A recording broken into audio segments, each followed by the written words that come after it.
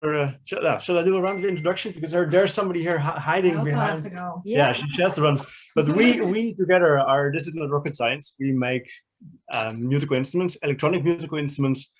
If people care, they're part digital, part analog. So part analog synthesizers, the way they used to do it.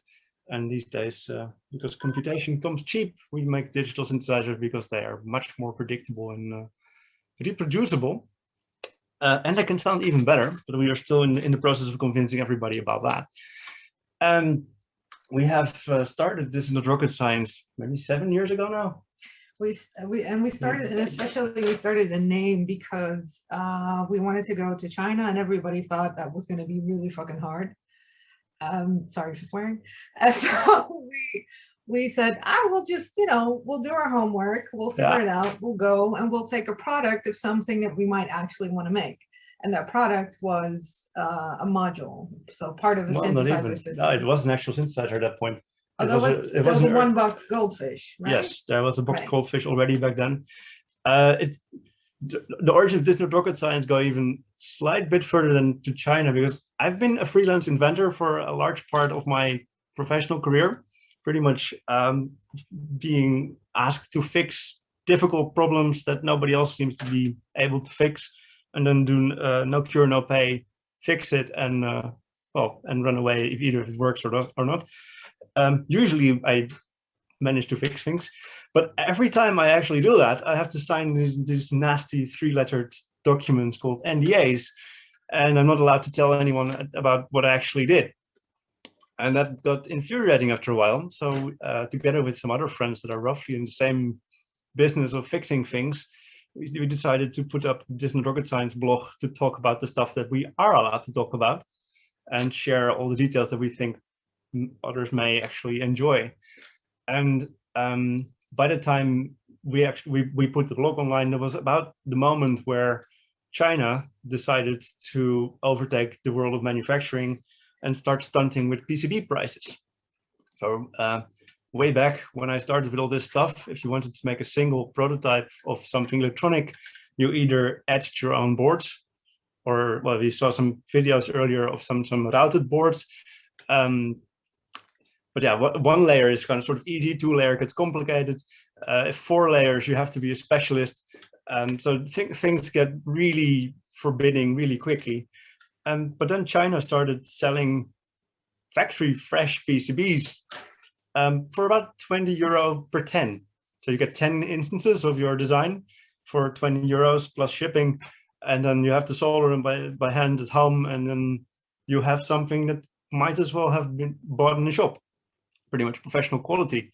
So at that point, it became sensible for us to really start thinking about putting our products in hardware, because now we could afford prototyping runs and really see if we could take it all the way to an actual product run. Since then, the prices have gone down further and further and further, and now you can get completely assembled prototypes for €7 for 5. So they even put the components on there, they solder them all on, you just get them home done for €7 plus shipping. It's completely insane. But before then, because I'm Dutch and I'm cheap, we thought that even the €20 for a prototype was too expensive for 10. So instead, I came up with a small system that does stuff like this. I'm not sure if it's easy to see.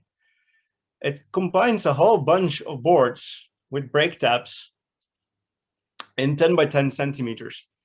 And at the time that we made these, the software to do a panel like this was maybe €40,000 a seat or something. So the software existed, but not in my price range. So I wrote some scripts to load all the files I generated, throw them together, analyze the geometry, make the tabs themselves, rotate the boards so they can all fit nicely on the panel. And then for the same €20, I could do like 10 experiments at a time. Always sort of maximizing the flow, because there's, by the time you press enter and you instead of 3D printing it by the minute like Joris does, by the time you press enter, it takes 2 weeks before you actually have your thing in your hand. So if you're unsure about anything, better make sure you've included all the permutations of what you might need to prove your point in the same product. So this was a great speed up for our early experiments. And eventually, on accident, we also saved a whole bunch of copper, I think is the best way to, because if you make an efficient panel, you can minimize the amount of space between all the boards.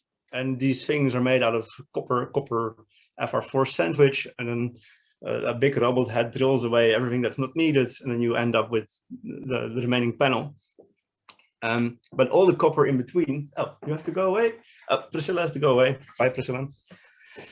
But if you make a large panel with odd-shaped boards, up until I released the software, it was pretty much impossible to rotate boards slightly, because all the file formats were from the 80s, and 45-degree angles were easy to do, but like 2-degree angles were just impossible for electronics files.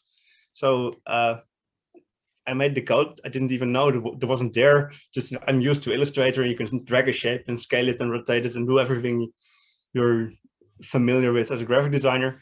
But for circuit board design, that was just not there. So we made the tools, we released them.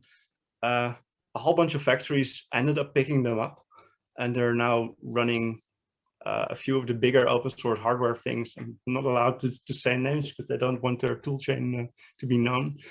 But they run the software to make the panels and to sort of save on waste and make everything smaller. And everybody seems to be benefiting from it. And during the same time, because we now had control over the file format of this thing, we could also do things like make procedural artwork out of existing boards. Very hard to see on the camera, I'm afraid. But it's. No, I can see the forms. There are some crinkly bits. Yeah. Yeah. And once you have that, you can go bigger.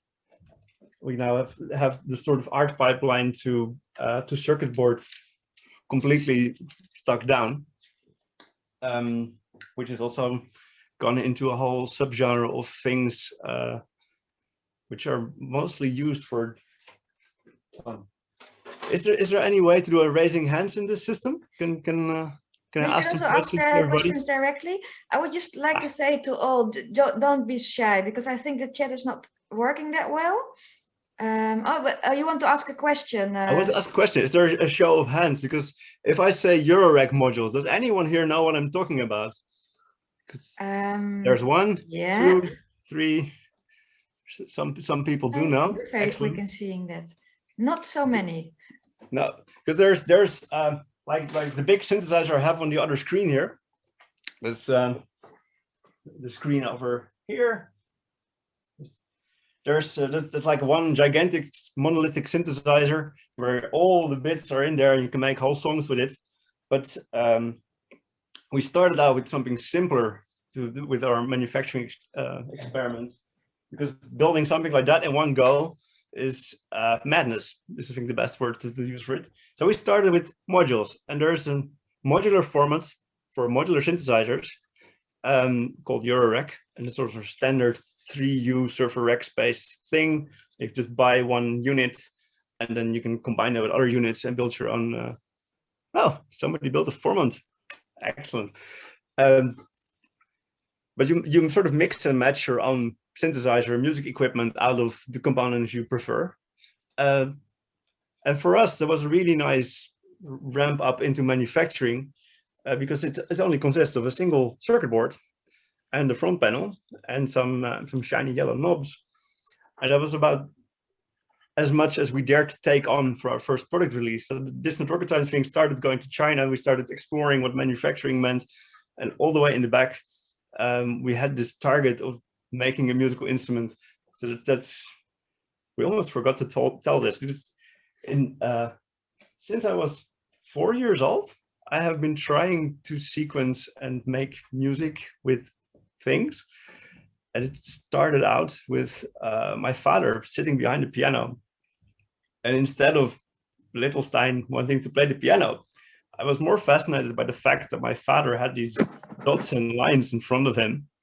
So I tried getting a piece of blank paper and I just drew lines on it and dots on it. And I put it in front of my father to ask how these dots would sound.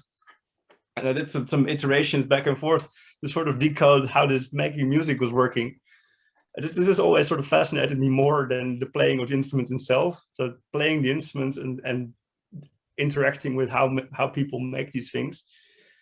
So by the time I got out of NDA hell and we got to China and we started learning how this thing was working, we got more and more convinced that we should actually just go into business and start releasing products, because by now we knew so much, it would be a waste not to make use of it. So we started simple. We started with a module, and we already talked a bit about sustainability, and I think the considerations go even a bit further by the time you're thinking of product design, because the most sustainable product is no product. Don't do anything. Then the next thing is have a product, but make sure it never has to be undone again, because that's sort of we have to think about this as if we make it, it's permanent, we cannot recycle it, so it better be worth it, and it better be repairable, and it better be forever. Which also means that we did actually do the full product development of sketch to a full product in 2 weeks, including getting the circuit board back and all the front panels back. We had the thing there. Then we sat staring at it for half a year, sort of thinking, look, is this it? Can we justify the existence of maybe 500 or 1,000 of these things? And for half a year, the answer was no. And every once in a while, you come back at it. It's now, how about we tweak this a little bit better? That was all only just software updates from that point on. Just, can this thing be good enough that we think it's actually worth releasing? And it took us half a year of the completed product even sitting on the shelf before we said yes. And Stijn, this sounds a bit contradicting with the earlier stories about just putting it out there and maybe also better it in a community. What was the motivation not just to release it and let others also build on it? Because if I already know I can do better, I am pretty much always talking to a community of people in this space anyway, and we do share prototypes. So the thing existed, but not in mass production. That's maybe the biggest difference, because everything we do is always open source. It's even if we don't release it, everything is always on our GitHub account. All the design files, everything about us is there. But to enter the manufacturing thing and really sort of stand still with, okay, I'm going to make this thing, I would be completely heartbroken if this ends up in a landfill, because then I've failed. For that bit, so we embed it in the community first, and afterwards we go into mass manufacturing if it's still worth it, but that can still be half a year later or longer. For the Phoenix specifically, we spent like 1.5 years of development before taking our first full prototype to a trade show, and that was the go or no go moment. If people had not reacted positively, we just say, well, then we don't do it, because this is just a massive landfill thing, or it's going to be well received and people are going to make beautiful things with it. But we cannot make this and then have wasted all these resources and have all these logistics fly around for us for nothing. So that's always sort of a big thread through all our design. Is it worth it at all? And then beyond that, it's almost the reverse of Joris, is because for us, if we can spend 2 days or 3 or 4 days now extra, so that at the end of the lifetime of the product, like 50 years from now, it adds another year, then that's an excellent 2 days extra spent. So we always try to optimize, perfect, spend the extra money, because otherwise we know we haven't done everything. It's like the old-fashioned piano that would sustain for 500 years. Yes, And we are afraid that, well, I'm a big fan of electronic musical instruments. I mean, I think they sound great. Their opinions might differ. I think music is better for us having the choice of also having those things. But it makes me very sad that most electronics is now manufactured to be thrown away, or at least to be obsolete. And usually it's made in the full realization that technology hasn't done evolving yet. Like the chips next year will be twice as fast as chips this year. So if you make a product now, and you already know that with twice the CPU power, it would have been at least twice as good, why not wait a year and do something else while you wait for the new chip to appear? So most of the products we use are actually barely using the CPU power to their full extent, because we're making things where we have already fully defined this should be the entire product, and our chip fits around that. And even if the chips were 10 times as fast, it wouldn't make a difference. But there are certain projects that we have sat on for a long time because just the technology doesn't really exist yet to do it justice, and we could make a quick money grab and build it anyway, but it would just not make sense. But yeah, I have a whole box of other weird goodies here. Or are there any questions meanwhile? Because this is just...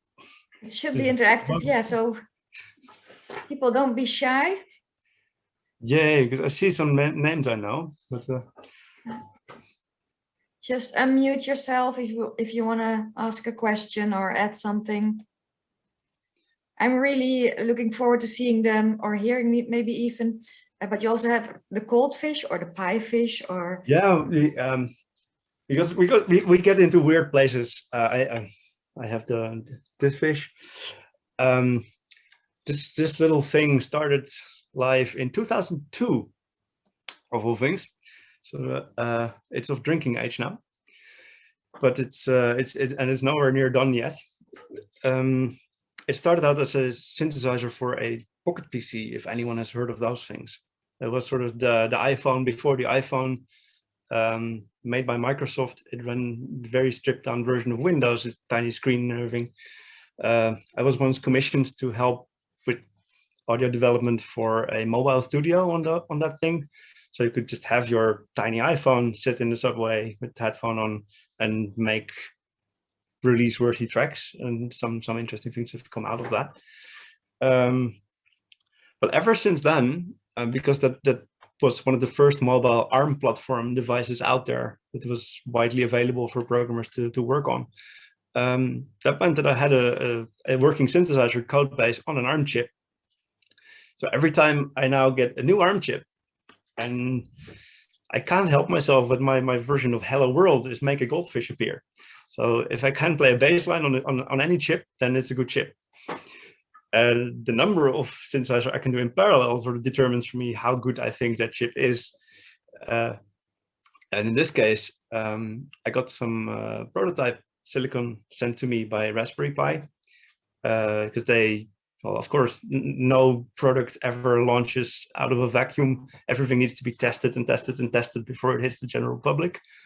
And since they were about to unleash what I think is one of the most revolutionary microcontrollers since a long time, they also wanted people building boards with it, because that's just a crowd they hadn't accessed yet. So I got one of those. Do I have anything nearby? No. Sort of anti-static trays that look like a sort of serving tray with all these tiny chips in them. I got one of these trays with Pico chips, and a link to a data sheet. I said, "Go make something." And of course, the first thing I do when I get a chip is put a fish on it. So then, by the time Raspberry could release their Pico, I had a nice little fish box with, in this case, 16 parallel goldfish, because it's a really fast chip. So 16 full goldfishes in there, just to show off and share with the world, to show that this is possible. Another show of hands. Anyone tried the Pico here yet? Anyone? No bips. I see one person is. The goldfish is a polyphonic. I see a question in chat. It's a polyphonic synthesizer. It's well, 16 voice polyphony with arpeggiator and effects like reverb and delay and everything else. Can we hear something? No. Oh, okay, that's not enough. Sorry. If I start pulling cables now, things will fall over. So I see a few people have tried it. Axel has tried it, but Axel, what did you make with it? Not that much. Unmute yourself, Axel. Yeah, sorry, not that much. I got it, and then I was like, cool, what should I do with it? Let's see if I can get the tool chain to work. Got the tool chain to work, and then, yeah, sort of, yeah, not lost interest, but got other projects. Yeah, it's always it happens.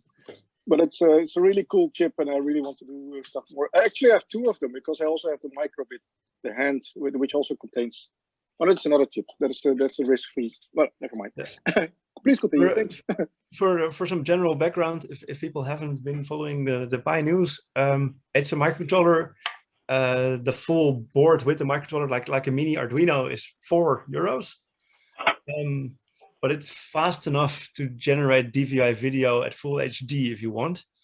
And the chip itself is going to cost like 50 cents. So if you want to have a video debugger in your circuit board, you can add one now for 50 cents, which is absolutely mind-boggling to me. And it's a dual-core 130 megahertz ARM Cortex M0 that you can overclock to 500 megahertz. So yeah, it's an awful lot of megahertz percent. That's progress. Stijn, we have like 5 minutes. Yeah. What shall we show them? I have here because the inside of the Phoenix. This is another one of those. Sometimes you have to fix the entire toolchain before you can do anything. The Phoenix, as you can see on the other feed, is a massive synthesizer. It's like 50 by 50 centimeters, and pretty much all circuit board design software melts under the load of designing anything this big. Factories are also not very happy. This board was rather pricey to make in one piece, which is why we decided not to do it in one piece for the final. But the way we've designed this is, I'm not sure if it's visible, but there's all these tiny regions. There's sort of outlines with sub areas on there. If I go slow, maybe it's visible. Yeah, it's visual.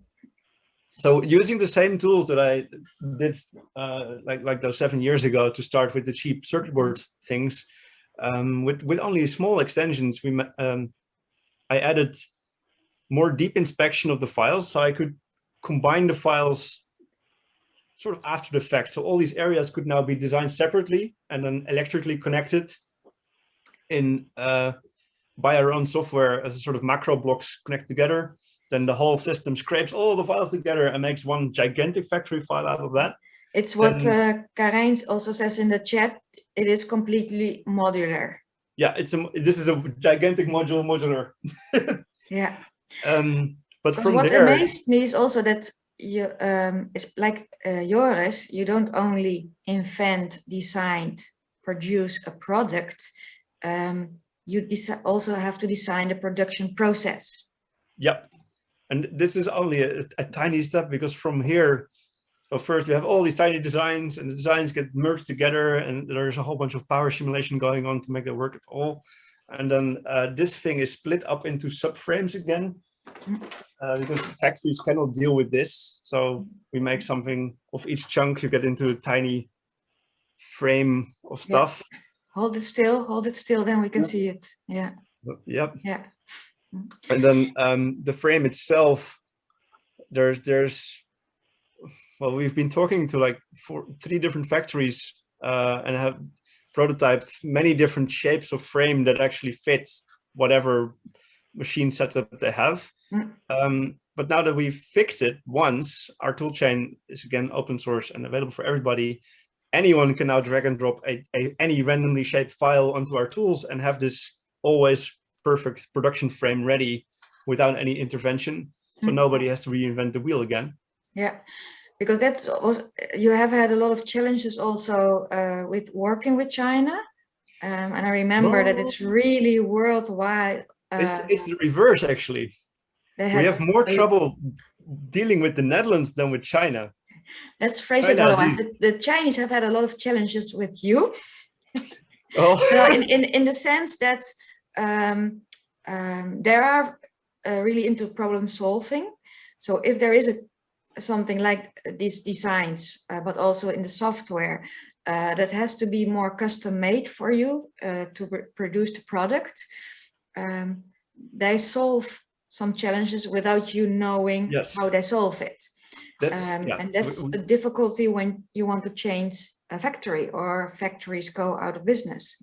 But we had, oddly enough, that's a bigger problem in the Netherlands, that they don't tell us what they're doing, than that it's in China. Because in China, they know they are exposing an interface to the West.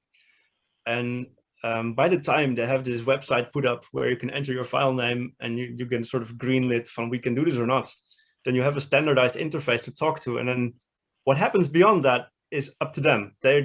You're sort of signing the contract at the website that whatever you designed is going to adhere to the specs that they can do. And sometimes they have to do weird things, but that doesn't really matter as long as the end result is according to the spec. In the Netherlands, we've had more difficulty because for some reason there's a big inertia to set up these contract type websites.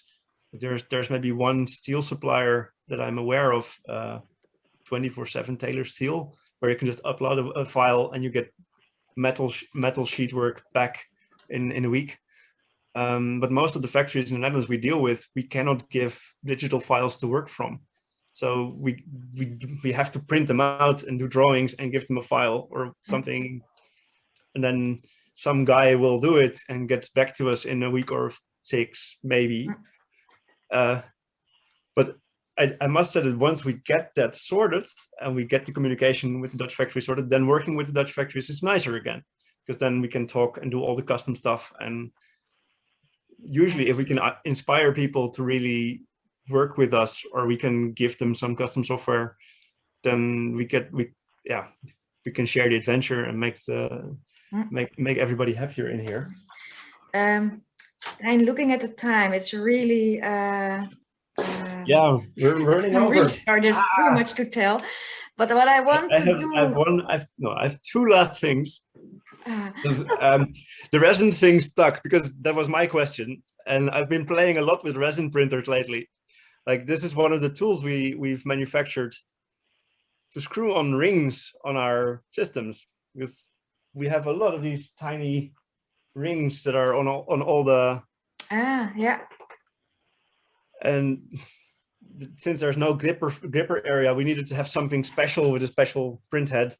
So this is 3D printed in about 3 hours on a resin printer, and we also have our nice 3D printed silver rings as our wedding rings in the company pattern. So perfect.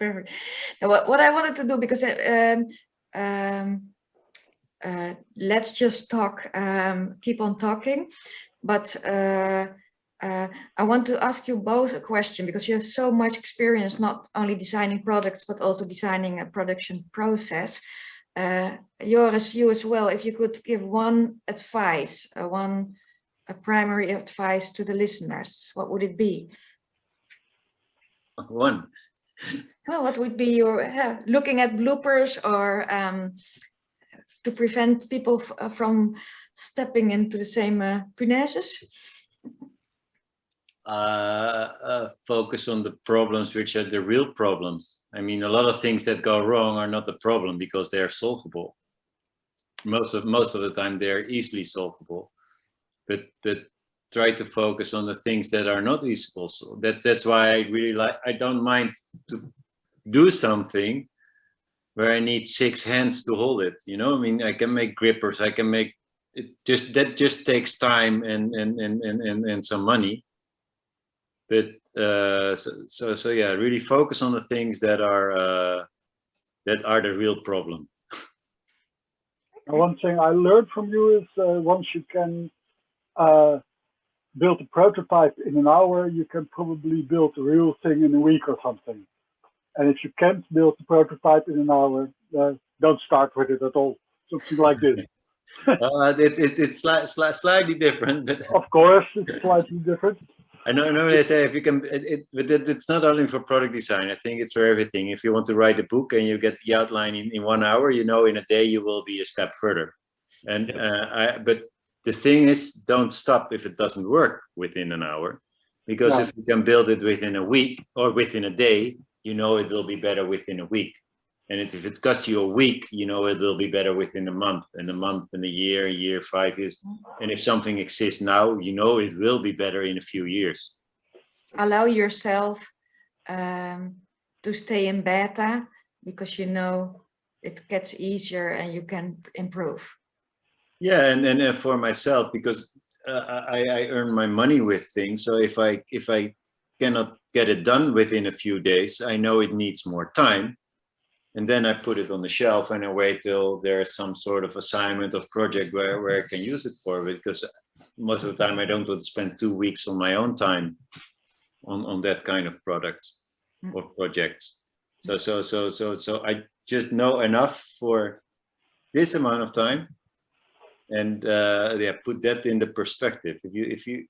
I think it's really great if somebody can make a drawing in 10 seconds. You know, it's a completely different thing if you can make a painting in 2 weeks.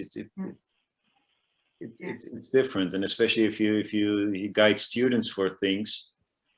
I think it has also a quality if you don't spend any time on it and it works.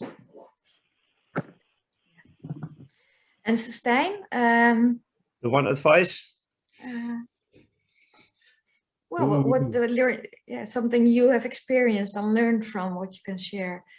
Well, another big area is I don't like employing people, and most people are liabilities. So on the one hand, I like community, I like having friends and jump around with them and share ideas.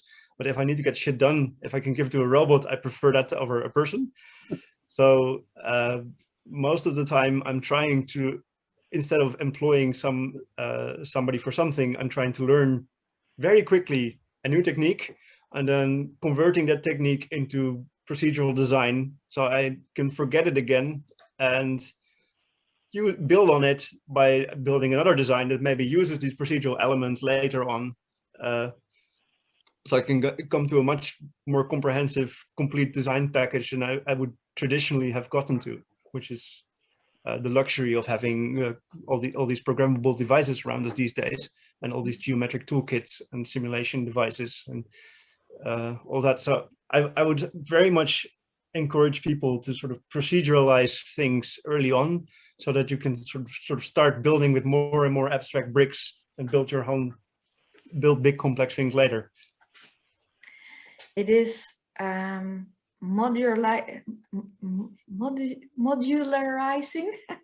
Well, you're working in modules also in your head for the procedural aspect. Well, a bit, yeah. Yeah, I have another thing here, which is sort of a big talking point.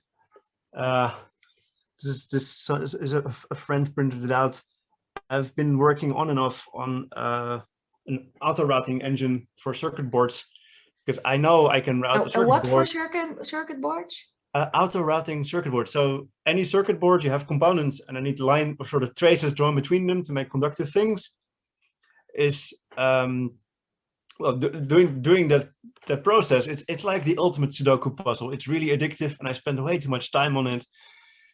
But ultimately, it's sort of, it doesn't add anything to the actual function of the product. So while it's a very nice puzzle to be playing, it's not really useful design time from an end user perspective.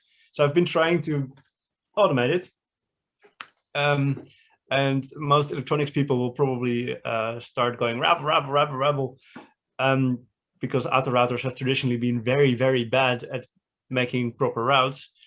But I think it's about time to start rethinking that again. The deep learning things have gone fast enough. Computation power is fast enough that we can now make the sort of the blend between human interaction and a machine routing doing most of the difficult bits to go somewhere. So this is going to be the next big thing of my own thing, what I just told. I'm going to put all my circuit board routing knowledge into code that does it for me, so I don't have to anymore. Wow. Martin is asking. So let's just say, everyone, thanks for joining. We will keep on talking a little bit, but don't feel obliged to stay. And don't feel obliged to put your questions in the chat if you want to ask them live. I think it's also nicer to have some more interactions. But let's close the formal part, because some people are leaving already. Then we can just, then I have thanked everyone. You as well, Joris, if you want to stay, very welcome. Stijn, I hope you stay, because I have here a question. Do you also do auto placing of the components? Well, talking about the AI and the routing. Hopefully, eventually, yes. At least all the components that are not user-facing. As you can see, we have these fancy layouts, and of course, half the components are components that stick through the front panel. I would rather place those myself. Well, this will probably also be an interesting experiment to let everything be auto-placed. But everything in between that's definitely up for consideration, that we just find optimum spots for things. But that definitely adds another layer of deep knowledge that the router needs to have, and the placer also needs to have for the system. Mm. But maybe we can get there. This is going to be one of those way too long projects to solve something that I could have done myself in 2 hours, but let's take 10 years instead. I know that completely the opposite of Joris. Michiel. Sorry, Michiel, you also have a question for Joris about the spot robot. Is it answered, or do you want to unmute? I like to unmute and turn on my camera. Yeah, I would love to build a mini spot. I have a 3D printer, and there's loads of projects on people building a spot, but it's hard for me to find the best project or a good working version. So maybe someone here, Joris or others, have any recommendations on where to look or where to search for the best spot. For example. What do you mean by a spot? That's the Boston Robotics robot dog. The small dog right. they built. Want it. That's spot. Yeah. No, all right. Spot from $60,000. Well, if you look on places like Thingiverse, so you can find all the 3D parts there. You can download them and then put them together.